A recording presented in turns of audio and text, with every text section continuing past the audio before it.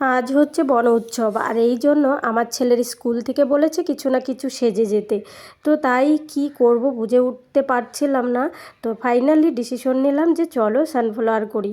তাই রাত্রেবেলা দেবাদেবী বসে গেছিলাম, 2 রাত ধরে এটাই করছিলাম। আর এই দেখো ছেলে ঘুমিয়েছে, দুপুরবেলা ঘুম পাড়িয়ে রেখে আমি বসে বসে কিছু পেপার কেটে কাটিং করে রেডি করে রাখছিলাম, রাত্রেবেলা বসে আবার কমপ্লিট করব।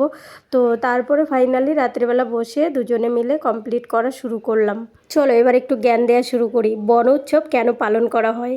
বন উৎসব হলো গাছ লাগানোর ও পরিবেশ রক্ষার সচেতনতা বাড়ানোর একটি গুরুত্বপূর্ণ উদ্যোগ।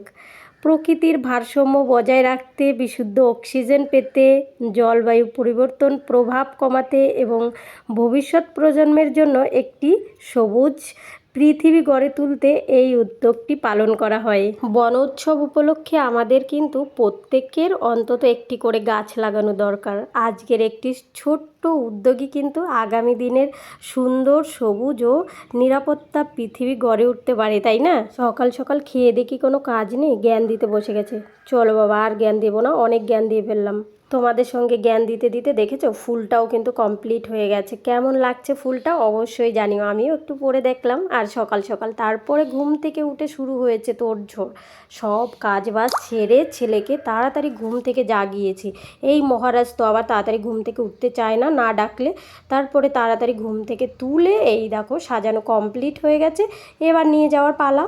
তাড়াতাড়ি করে আবার আমাদের যাওয়া দরকার, কারণ যত তাড়াতাড়ি করে যেতে পারবো তত তাড়াতাড়ি করে আবার আসতে পারবো। কারণ ওর পাপা আবার এসে খেয়ে দিয়ে রেডি হয়ে তারপরে অফিসে বেরোবে বেচারা। তার কারণে আমাদের আবার তাড়াতাড়ি যেতে হয় একটু। ওই কারণে আমি প্রত্যেক দিন যাই না, ওর পাপাই নিয়ে যায়, কিন্তু এই বিশেষ দিনগুলো নিয়ে একটু আমার যেতে হয়, না হলে এই জিনিসটা ধরে নিয়ে যেতে পারবে না। আমার ছেলেকে তো পরিয়ে নিয়ে যেতে পারবে না, গাড়ির সামনে বসবে। তো ওই কারণে আমার যেতে হলো। তাই আমরা বেরিয়ে পড়লাম। আর এই দেখো ফাইনালি কিন্তু স্কুলে পৌঁছে গেছি। গাড়ি থেকে নেমে তারপরে আবার ওকে রেডি করে দিলাম, কারণ আমি হাতে ধরে নিয়ে এসেছিলাম। ওখানে গিয়ে তারপর মুখের সঙ্গে বেঁধে দিলাম আর হাতে ওটা ধরিয়ে দিলাম। দিয়ে ও তো নড়তেই পারছে না। এইদিকে পিছনে ব্যাগ আর সামনে এত বড় একটা জিনিস, নিজের থেকেই বড় হয়ে গেছে জিনিসটা। যাই হোক, তারপরে গার্ড হচ্ছে কি করলো, যে বড় স্টুডেন্টগুলো যাচ্ছে তাদের হাত ধরিয়ে দিল। এই দেখো এই দিদিটার হাতে ধরিয়ে দিল ওকে, তারপর নিয়ে যাচ্ছে।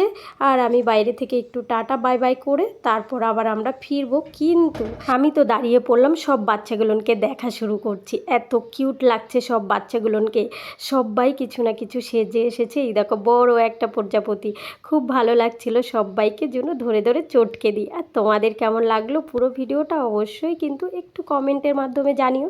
আর তোমাদের ভালোবাসা দিতে ভুলো না। সবাইকে টাটা বাই বাই, সবাই ভালো থেকো।